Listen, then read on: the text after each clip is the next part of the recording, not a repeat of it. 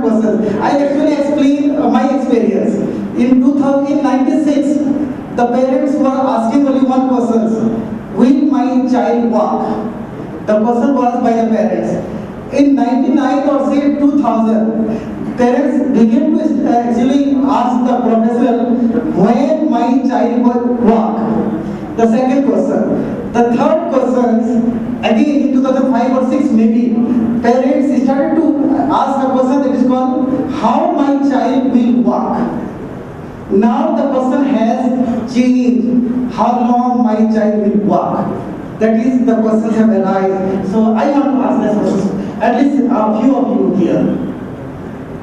So we've seen that many of the children. Yeah. I give example of some of the Malini chief who was daughter of Dr. Vipu Aru.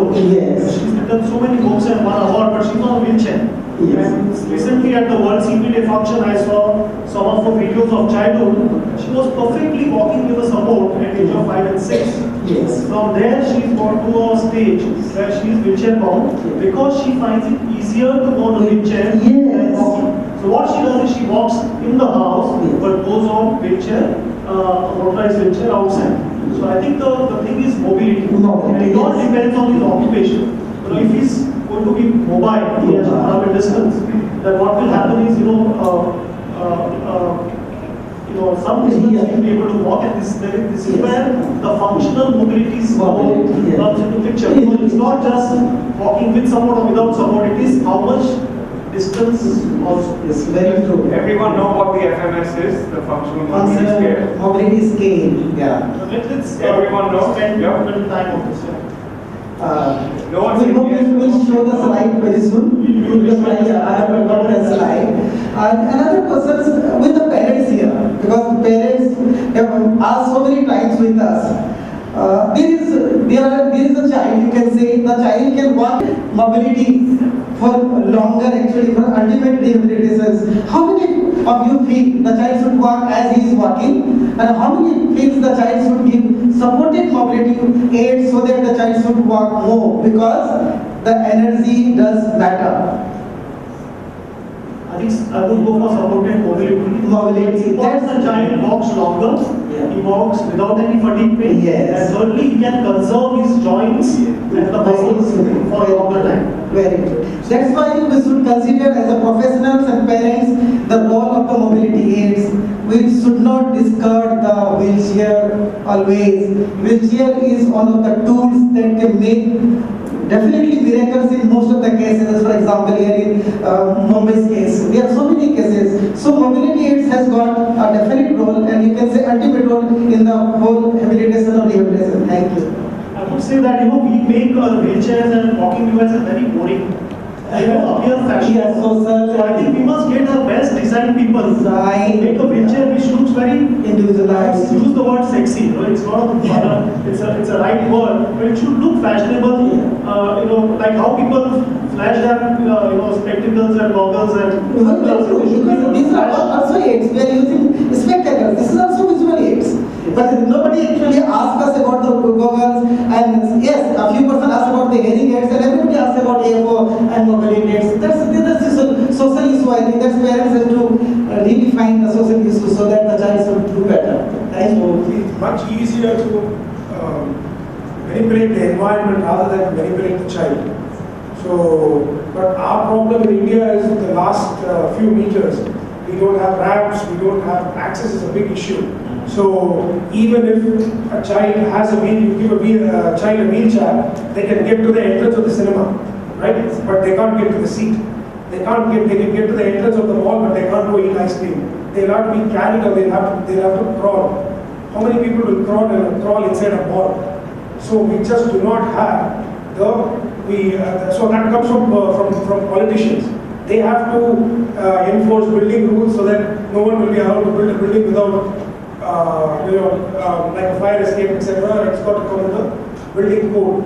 So we've got to think about the intelligence of the child. I mean, if the child has severe cognitive problems, then the child is not going to be able to independently go to a mall. But if we have a child who is cognitively normal, then you can't let them just use a wheelchair. how will they go about their activity? So you have to maybe do some surgery so that they can go to the last step in a wheelchair, but then with some support take those last few final steps with, on their own feet.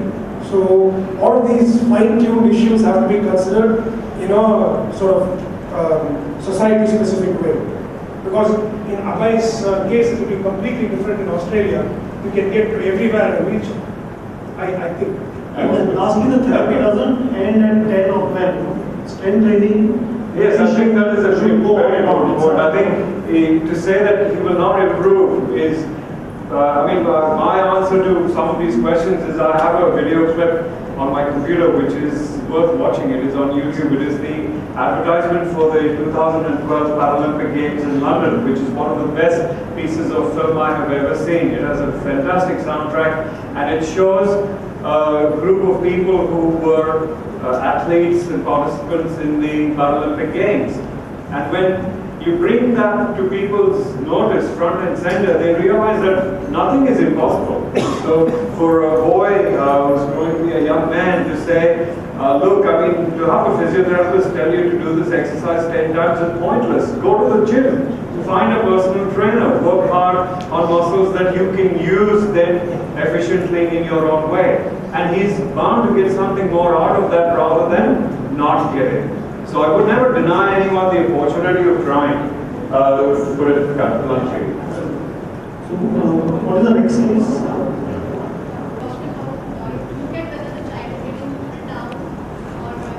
Pushed down. Yeah. It will be part of our plan. So the question is, in Crouch Gate, one of the things we like to use as a way of explaining is the child being pulled down by the contractures, or is the child falling down because they're so weak and they can't push themselves up? So essentially it's trying to work out in your assessment the difference between contracture and weakness. So you do not address weakness by surgery. That's essentially what it's telling. The physical findings will work towards. So that's what that was. Such a big child when he comes. And this young adult, yeah.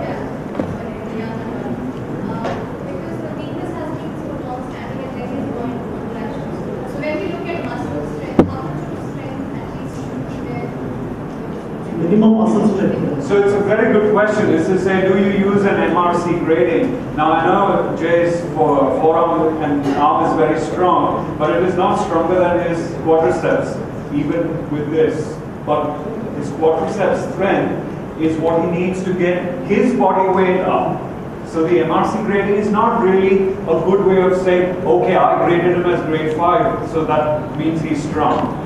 That's not entirely true. So what then becomes important is to analyze how he does stuff. So in function, is he able to push himself up straight? If you are able to test things like that in a different way, you will get a clearer understanding of whether the weakness is relative to his demands or not. And that would be my way of addressing that issue, that in someone who doesn't fit into our normal childhood criteria, to use different ways to get the same information. That's a dilemma we come across when we are older age. That's right. That's absolutely right. And you must, the best thing would be not to make too many commitments as to what you want to promise till you had a chance to actually understand that aspect of the child's physical nature better. So you might say that we think there is some weakness and some contracture, so let's see if we can strengthen you with whatever we can, and then see if that changes a little. Or you might say this contracture is preventing the child from strengthening. And remember what I said, contracture here, but strengthening there.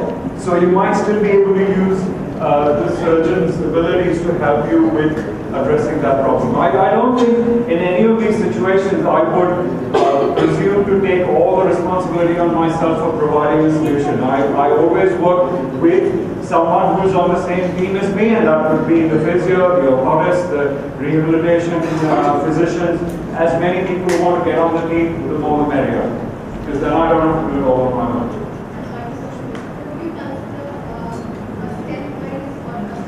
A staged approach, very safe and less risky, because you have You can set easily achievable goals at each step, and as long as everyone signed up to the same plan, and the pluses and minuses of which step first and which step next have been discussed and worked out, it's a very reasonable plan to do. The concept of multi-level surgery, as in like single event, do it all in one go, doesn't apply if you do not have the ability to provide the best results at the other end. So you're well within your rights to choose what approach works for you. So we have now, So yes, please. Anjan Bhattacharya. I'm a developmental pediatrician from Apollo Clinical Hospital, Kolkata. We have a child development center, which is incidentally India's first in corporate healthcare setup. And from India, we know how important that is. Most of our things delivered through private healthcare.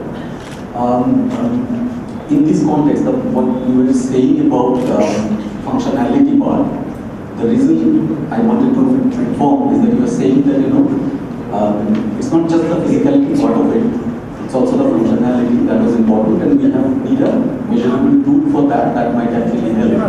And that solution probably is coming from what is called International Classification of Functions, ICF. I happen to be one of the recent experts,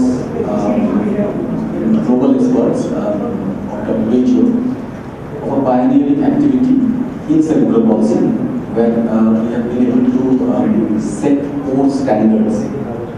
Now there are 25 core standards for cerebral palsy. This is the first model in pediatrics. So ICF-CY, which is going to get merged with ICF, so there will be no ICF-CY. Then ICF for child and youth, it's just going to get merged from next year. Also brings out the clinical tool. So I think some of you probably use ICF because physiotherapists in India use ICF quite a lot. Unfortunately, other professionals do not. And even today, during the discussion, I think we have emphasized on physiotherapy. Although as I mentioned about the multidisciplinary setup. My background is back in London in child development center, exactly where the Olympic was there. Stratford.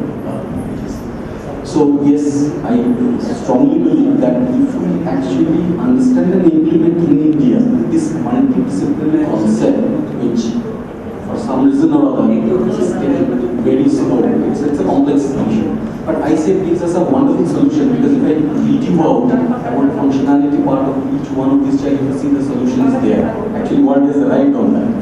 So basically, the thing is that we should start doing it, and one of the things that we will need to do is to validate that. So 2015 will be our agenda. You all are very much welcome to participate in that, including you, sir, because absolutely. That's something that we all We should have a workshop and then validation. Exactly. So that would be a very good step. Very good session. Because in relation to the ICF, what we as surgeons are very good at looking at is structure. We can change structure. That's what surgery does. We can try and improve function, right? We have functional scales like the GMFCS and the FMS. But what is probably relevant to the child is not neither of those two, it is participation. And that is where we really have no great tools to say, okay, I did this, but what has it actually changed? Because it's hard to measure before and after. So I think that's a very good discussion to have, because it then includes the role of society, and as Jan was saying, so ethics in construction and access to disability services and all of that, which are out of our hands. And ICF actually holds all those things. That is the beauty of it. That's the beauty of it. So we come, let's welcome Kirti. She's from Delhi and Kirti's parents. More present.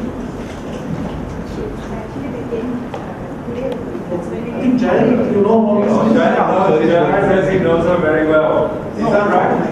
Kirti, does he know her? No, I mean, we were fortunate to see Kirti in Bangalore for purposes of 3D gauge analysis. Some of parents came to know that we have a 3D gauge lab in Bangalore, and they came down to us for an assessment. So, in terms of history, Kirti is 12 years old at present. She was a premature baby, NICU graduate, started walking at the age of 4 years, which is very typical for children with sort of GMSCS level 1 to diabetic CP. Typically, most of them start walking between the ages of 3 and 4. She has undergone previous surgery. Around the age of 4.5 years, she underwent bilateral Achilles tendon lengthening. And again, around the age of, I think 2 years ago, when she was about 9 years old, 9 or 10 years old, she had a नहीं जब 9-10 साल की थी दूसरा surgery हुआ था ना